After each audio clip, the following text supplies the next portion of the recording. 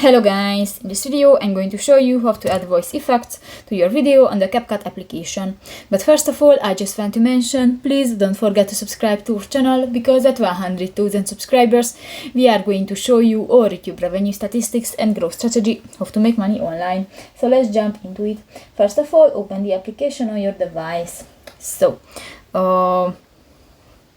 just open a project, and if you want to add voice effects to your video, just go to the lower bar, tap to the audio button at the lower left corner of the screen, and you can find the effects option, the third option next to the copyright check. Tap that, and here you can find different voice effects, for example vlog, comedy, gaming, machines and others. And if you want to use one, just click to the download icon.